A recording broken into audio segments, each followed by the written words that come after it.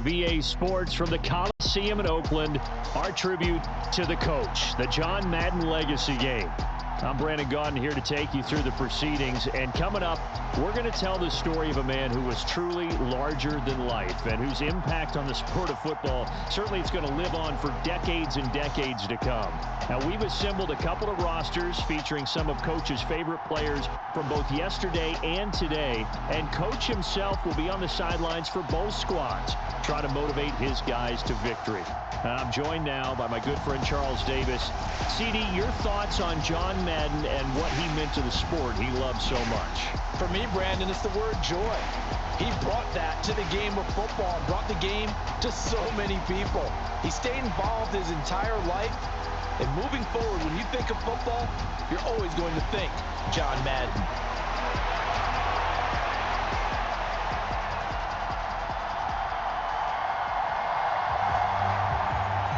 One time for old times. What do you say we play some football as we are underway from Oakland in the John Madden legacy game? And makes it across the 20 as his guys will set up shop at the 23-yard line. So it's the NFC stars who will get the ball first. And Charles, as we alluded to, we've got a different era of coach on each sideline. So the man coaching this NFC squad, we'll call him Young John Madden. This is a coach who was trying to establish a foothold in the NFL and on the cusp of doing it very successfully. Yeah, you think back to that period, those early days as the coach of the Raiders, the late 60s in the AFL, and then in the NFL in the early 70s. Coach was a guy who was ahead of his time. The Raiders were one of the first teams to have mini camps, one of the first to film practice, because he wanted to practice coaching as much as he could. And his teams, they were successful right from the start of his head coaching tenure. 1st and 10, it's Favre. And they nearly get this all the way to midfield. Mark him down at the 49. A good pickup there, 26 yards. So as we mentioned at the top, let's take you through the life of John Madden. And, you know, it's very fitting that we're here back in the Bay Area, not just because John's so associated with Raider football, but also because this was where he spent his formative years. Yeah, he grew up over in Daly City with his buddy John Robinson, who would also become an NFL head coach. And he played his high school ball at Jefferson High, eventually wound up playing tackle at the University of Oregon and later Cal Poly San Luis Obispo. Played well enough that in 1958, he was a 21st round draft pick of the Philadelphia Eagles. That's right, the draft had 30 rounds then. That's into a crowd and intercepted. Picked off by Stephon Gilmore. And his guys are going to take over at the 39-yard line. Not something you see very often from a quarterback of his caliber, an opening drive interception. Oh, there's no doubt in my mind that even he's surprised at how that one played out. But we know this guy is not going to stop him from continuing to fire as this game goes along. Probably give a little nod of respect across the field for that one and let him know. Well, the NFC pressure a little too much as they get home for the sack. But Charles, you mentioned Coach was a 21st round draft pick back in 1958. Was the Philadelphia Eagles who selected him. But unfortunately for John, knee problems, they just continued to dog him. He was hurt in his first training camp, actually never saw the field as a player in the NFL, but it was still during his time with the Eagles. You and I were talking about this before going on air, that you could start to see the light bulb going on for what his career path might entail. And it went on in a big way, didn't it? Because while he was rehabbing his knee, he started to spend a lot of time breaking down film with the Eagles, with quarterback Norm Van Brocklin, the future Hall of Famer and future head coach in the NFL. Remember, Norm Van Brocklin coached with the Falcons, he coached with the Vikings. And he's there during that time. I think Coach Madden realized his love of football and love for teaching, combining all that together, and that meant being a football coach. So in 1960, began his coaching career at a small college south of San Luis Obispo called Allen Hancock, and then later at San Diego State University under another legendary coach, the guy who could throw it around pretty well, Don Coryell. That is how you flip field position. That's an absolute bomb of a punt. Downs it inside the 5-yard line. Absolutely ideal. From that position, you're hoping to get it down inside the 15, inside the 5. Superb.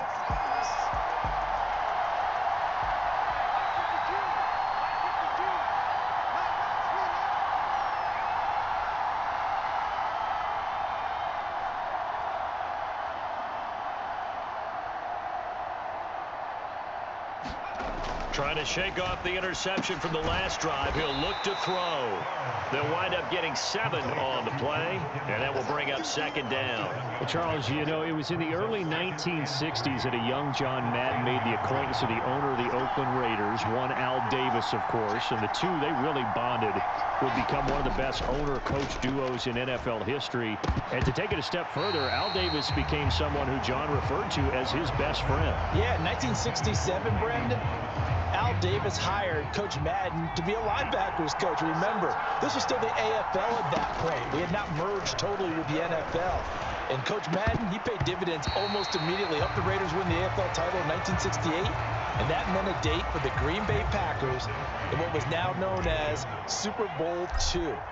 But by 1969, at the age of 32, just 32, Brandon, John Madden assumed the mantle of head coach of the Oakland Raiders.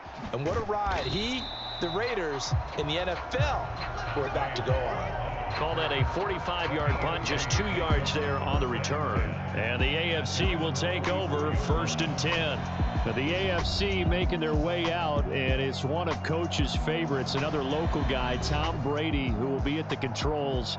And boy, Coach always admired the way number 12 could run an offense, and especially his ability to stay calm under pressure.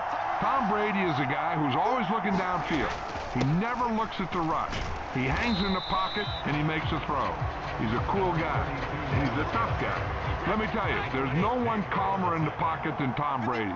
And I know that Coach has a great appreciation for Tom Brady. He turned 45 back on August 3rd because Coach coached a guy like him in George Blanda, who played a long time in the NFL.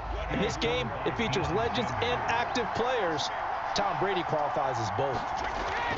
Throwing is Brady on 3rd down. And he's going to be brought down here in the backfield. Give the sack to Lawrence Taylor. Okay, I'm not sure you could actually draw up a better pass rush than that one right there.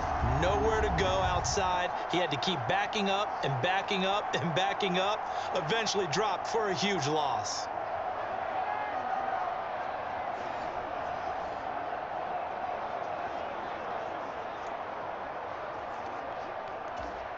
On is the Hall of Famer Ray Guy to punt this away on 4th down.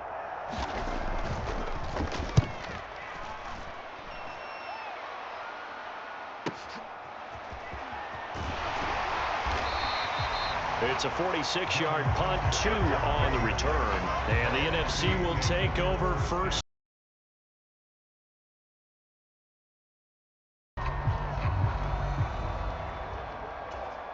The offense for the NFC ready to get their next drive started. We've seen both of these offenses still sort of in that figuring things out phase, but I suspect some action on the scoreboard soon as they start out here 1st and 10. Taking it right down Broadway. 30, 10, and touchdown. A big play there. 83 yards. And the NFC has taken the early lead.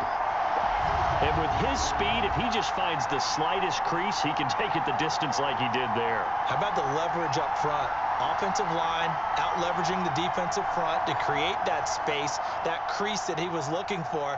And once he hits open field, he's going to be very difficult to catch and corral. Morton Anderson now for the extra point.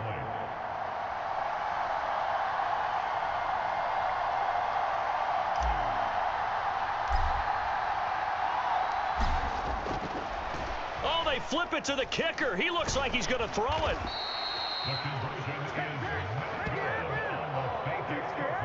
I thought the days of the fake extra point were numbered once they moved these kicks back to the 15. Apparently, I was mistaken. Yeah, I was wondering who was ever going to try to do this. In fact, I quit wondering. I didn't think it would ever happen. Taking a fake from the 15-yard line to try and pick up an extra point, I didn't think anyone would ever call this. And Hall not going to bring this one out. The AFC offense set to take their next drive. They're still in search of an initial 1st down as they come up here 1st and 10. And now the throw here is incomplete, and with that, we come to the end of the first quarter of play. 1 quarter in the books at the Coliseum. What a day. The NFC Stars with the early lead in the John Madden Legacy game on EA Sports. Got him in. It's Brown. And up to the 35 before they're able to knock him down. Charles, you talked about John Madden and the Raiders going on a ride. Well, try these numbers on for size. In 10 seasons as a head coach, the Raiders won their division 7 times. They finished second the other 3 times, and he became the youngest coach to amass 100 career regular season victories and is still, to this day, the franchise leader in wins. And when you think about it, that's where that rivalry with Kansas City really took root, as did the expression commitment to excellence. And boy, was it personified by the players who played for Coach Madden. On offense, how about quarterback Kenny Stabler, wide receiver Cliff Branch, wide receiver Fred Biletnikoff, tight end Dave Casper, to name a few. How about those great linemen he had? Center Jim Otto, guard Gene Upshaw, tackle Art Shell, all of them in the Pro Football Hall of Fame. And guys, on the defensive side of the ball, the Mad Stork himself, Ted Hendricks, Willie Brown, John Matuzak, Otis Sistrunk, and Big Ben Davidson. So many great players, so many great memories. And the kick's away as he angles this one for the sideline. 2 minutes remain here in the first half of the John Madden Legacy game. We'll be back. Hey, we want to let you know, give you a fair warning, that coming up at halftime, the folks at EA Sports have put together a very nice package in tribute to Coach Madden. So make sure you stick around for that. Again, coming up at halftime. Charles, you think about all the success that John Madden had as an NFL head coach, and he had plenty, and we talked about it, including the 10 straight winning seasons, a Super Bowl title. But like any great coach, he also suffered through a few tough losses along the way. Got a man, it's caught inside the 10. Touchdown! Jerry Rice, 67 yards. And the NFC strikes quickly for 6. Even though he was forced from the pocket, still able to adjust, make the long throw, and it ends with a really big touchdown. Yeah, moving to his left. The key to everything when they're moving outside of the pocket, doesn't matter which side, making sure those shoulders get around and you get back square so you can get everything on the throw and create the big play we just saw there downfield.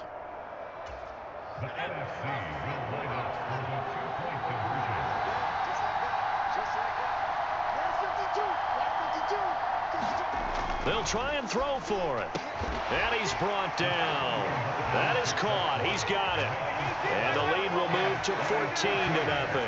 That right there makes up for that missed extra point they had after the first score. Yeah, they went ahead and got back to level by going for 2 and having the normal amount of points. So that works out pretty well for them.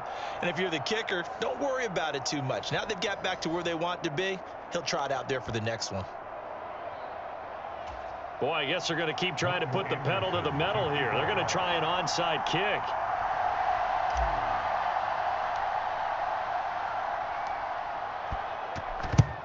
And this is going to be secured by the AFC.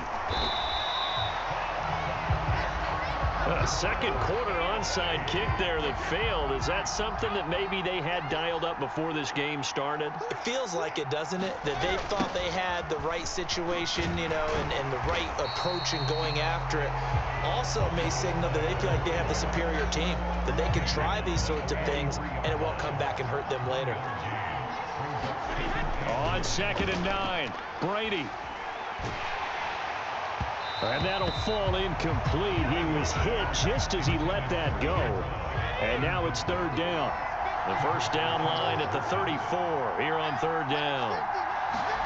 Brady going to throw. And Hill with it over the middle. And he gets this inside the 35-yard line. It's a 3rd down gain of 10 to pick up the first. CD, we spoke of some of the Raiders' tough playoff losses through the decade of the 70s, but for one shining season, they put it all together, and that was 1976. You remember a 13-1 regular season, a memorable playoff win over New England. They dominated the Steelers 24-7 in the AFC title game, and then a meeting with the Minnesota Vikings in Super Bowl 11. Oh, Brandon, what a game that was down at the Rose Bowl in Pasadena. A gorgeous 53-degree day, perfect for football. Raiders got out to a 16-0 lead at the half, and Clarence Davis, no relation, although I would certainly claim him, strong on the ground, 137 yards rushing. How about Freddie Blitnikoff, the MVP of that game, catching everything that came his way? Kenny Stabler running the offense with precision, and we all remember the one that sealed it, the grand old man himself, Willie Brown, with the razor-focused eyes, picking off Fran Tarkenton and taking it 75 yards for a touchdown. 32-14 the final score.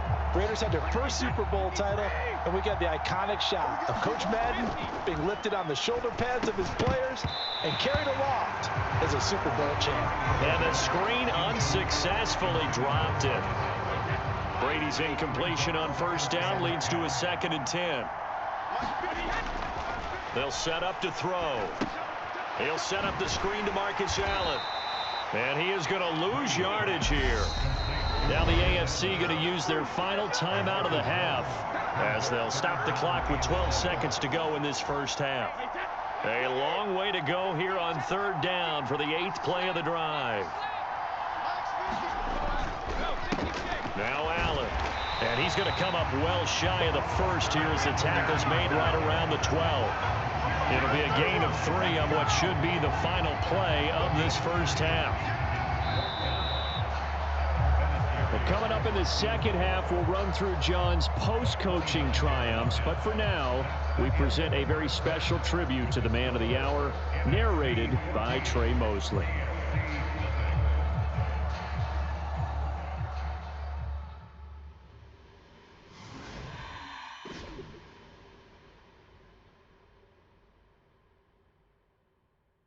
We now proceed to the start of the second half.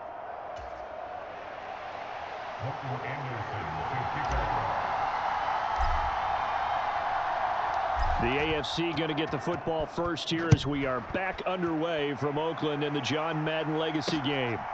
Dante Hall going to bring it out of the end zone. And he had no room to run as he's tackled down inside the 20. The offense for the AFC set to go now. Charles, it'll be interesting to see what adjustments this offense made in the locker room. Haven't really been able to get anything going offensively, virtually nothing in the ground attack either. So certainly something has to change here in quarter 3. And I'm pretty sure their friends from the defensive side of the ball told them exactly that, because those guys, the stop troops, they've been playing pretty well. They've kept them around in this game. Now they've got some time. The running game struggled in the first half. Opposition knows how to focus on defending the pass here. They've got to re-energize that ground game and maybe open things up for a comeback here in this half. So now, Charles, to pick up the story we've been telling, John Madden at 42. He had just completed a 10-year stint as the coach of the Raiders. He wants to step away a bit from the grind of coaching, but he doesn't want to step away from the game of football. So he ends up signing on with CBS in 1979 to try his hand at broadcasting. And much like his coaching career, he was pretty much an instant success. Partner, he really connected with the people right from the start, and people may not remember, he wasn't even on the #1 team in the beginning. He worked his way up. But the same things that made him a great coach made him a great broadcaster. The ability to show the big picture, yet break it down into the details. That's what he did with his teams. That's what he did with the people. That way, he was simple to understand, yet insightful for viewers. And he did with that big personality that he had, one that connected with everyone. So for Coach Madden, Charles, by 1981, his broadcasting career is really taking off. He's elevated to the network's #1 booth that calls all the big matchups. And he gets the plum assignment of calling Super Bowl 16, 49ers and Bengals, and he's teamed up with Pat Summerall. And that pairing, down the numbers, there he goes, and all the way in for the touchdown. Jerry Rice, his second touchdown of the afternoon, and the NFC is in for 6.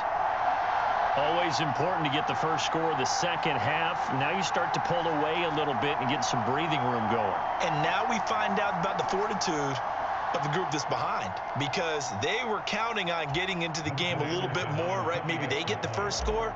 That doesn't happen. It looks almost insurmountable, but it's not. Let's see how hard they play the rest of the game. Extra point by Anderson, up and good. And it's now 21-0. The long touchdown pass gets him 6 on a very, very tidy two-play drive that time.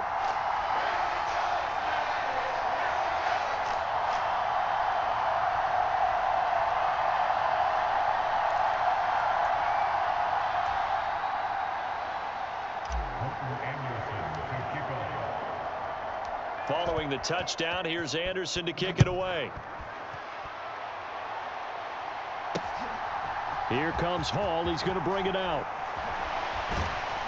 And in hindsight, probably should have taken a knee as he only gets this out to the 16-yard line. The AFC offense set to take their next drive. I kind of feel like they've reached a do-or-die point in this game, Charles. If they're going to try to pull off an impressive comeback, it has to start right here, right now. Yeah, now they've got a final chance to get out of this situation, but they also understand they've got to move the ball and move it fast. In addition, they need to save as much time so they can get 2 more possessions.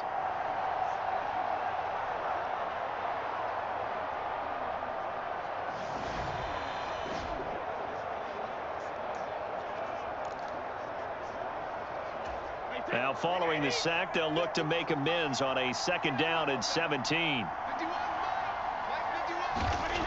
To throw, it's Brady. On the throw, led him too much that time. It's incomplete. As you mentioned, CD, talking about John Madden, the broadcaster, he called 8 Super Bowls with Pat Summerall, 3 more with Al Michaels later in his career. He spent nearly 3 decades in the booth all told. And not only was he beloved for his mannerisms, we know that, but he was an innovator as well. Yeah, Brandon, you're talking about things like the telestrator, which totally became identified with him, and now it's a staple for all analysts to have in the booth. And then you think about things like turducken on Thanksgiving, when he used words like boom and pow. He helped create the all-Madden team. He was a very popular commercial pitch man. And even the Madden Cruiser was unique, and you had to be someone to get a ride on it, too. They keep it on the ground. Allen again. And they're going to get him behind the line yet again as his nightmare afternoon continues. Now, CD, we did get a little ahead of ourselves talking about John Madden, the broadcaster in the 90s and 2000s, because there was another product during that time period that he became quite famous for, and it's something that you and I know a little bit about, and that's the video game that bears his name. Originally John Madden Football when it was first released back in the late 1980s, and now known the world over simply as Madden. And Coach saw this originally as a way to teach the game of football. The early designs were for a 7-on-7 game, but he said no chance. He would not sign off on it. He wanted to be as realistic as possible. He told him, call me when it's 11-on-11, and he got his wish. Yeah, after that debut, Madden the video game continued to pick up steam through the 90s in a big way, and John himself, many will remember, was a commentator for the series for many years. And now here we are in the 2020s, and this game has sold somewhere in the neighborhood of 150 million copies. So through 3/4 of the John Madden legacy game, it's the NFC stars and young Coach Madden on top. And we'll be back to the Coliseum after this. After the sack on 1st down, Brady. So, CD, you look at the accumulation of John Madden's achievements in the world of football, the coaching success, the Super Bowl title, the incredible career as a broadcaster with 12 Emmy Awards, Madden the video game. It was very fitting back in 2006 that John Madden got the call to be enshrined into the Pro Football Hall of Fame. A more deserving person you will not find. He gave an incredible speech on that day, Brandon. So many of his former Raider players were in attendance. He talked about how he envisioned that when the last person turns off the lights in the hall every night, that the buffs talk football amongst themselves. And what a discussion that might be. Yeah, he finished his speech by saying, today feels like the 2nd time in my life that I'm being carried off on the shoulders of others. Yet instead of off the field, it's into the Hall of Fame. This has been the sweetest ride of them all. And he is going to lose yardage here. That's going to go as a loss of a full 8 yards. It sets him back for 2nd down. Play action. It's Favre. Steps away. This one caught by Kittle. And he takes us just a few yards shy of the red zone before going out. You think about John Madden in his retirement years post-broadcasting. He was about as active as most people are in their working years. I mean, he continued to play a key role on the NFL's competition committee. He was available to a wide range of people as a tutor, as a mentor. He continued to teach the game of football to all who would listen. And, Charles, as you and I know, he even continued to provide input, a lot of input on the Madden video game. Yeah, I know a lot of folks that design and build this game certainly look forward to their yearly visits out to the Madden compound that he had out in the East Bay. They pitch the new aspects of each year's game to him, get his feedback, and then get to sit back and spend 6 hours with him on a Sunday watching football and listening to him tell stories and talk even more ball. It had to be an incredible experience for all involved. Well, a clear running situation, trying to take time off the clock. He ran the previous play, set that play action up nicely. Boy, did they ever, because they had shown the ability to run the football. So now you lose your keys as a defense. You dive for the running play, and they hit him over the top. Favre. Trying to find Cup, but it's intercepted.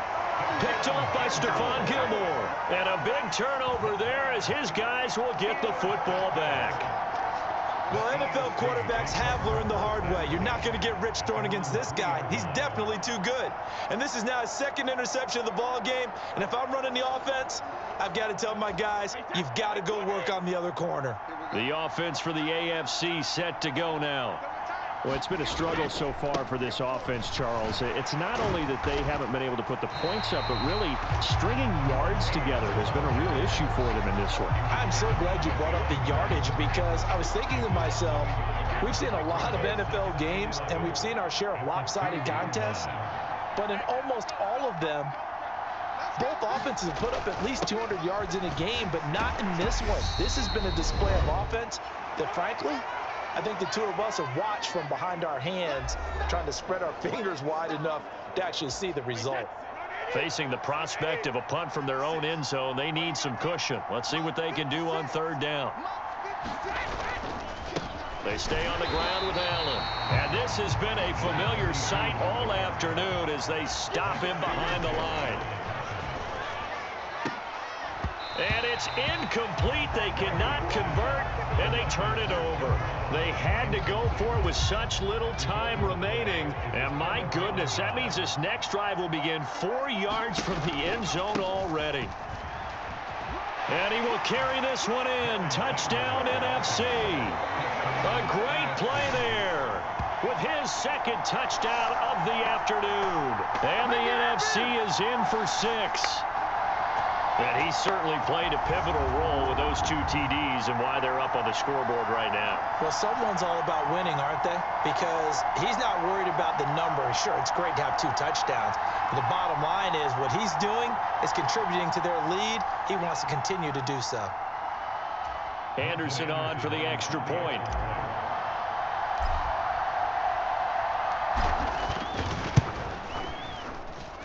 It's good, and they stretch their lead to 28-0 now. Well, they got the ball in great field position. One play later, boom, end zone.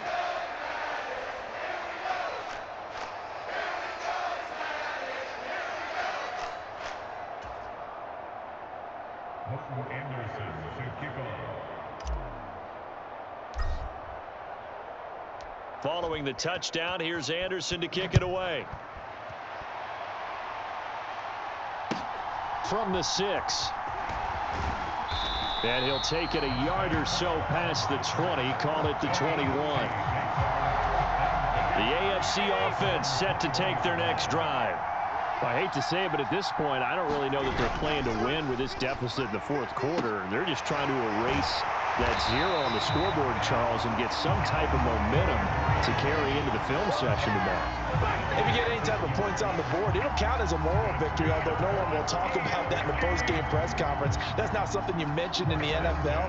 And this loss, it already stings and will for a while, but everyone on that offense knows it'll sting a lot worse if they don't put some points up on the board. And he cannot get rid of it. The NFC getting in there for the sack. Vita Vea picks up his second sack of the afternoon. Now a toss play. Allen. And he is going to lose yardage here. Now the AFC going to use the first of their timeouts as the clock will stop with 34 seconds to go in the game. Need something from deep in the bag of tricks here after first and second down went backwards. It's third and very long. They take a shot downfield there, but it winds up falling incomplete.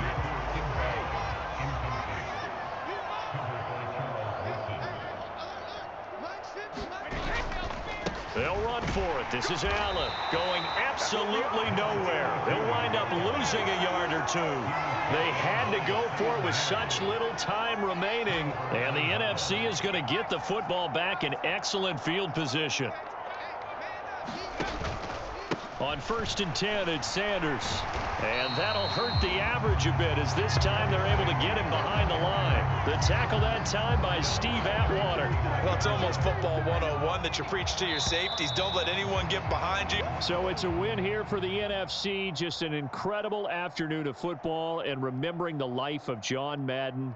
And before we go, one final message. And for all of us at EA Sports, this one's for you, Coach.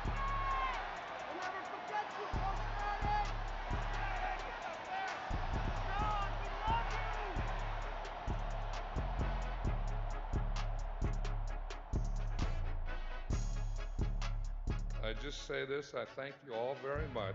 This has been the sweetest ride of them all.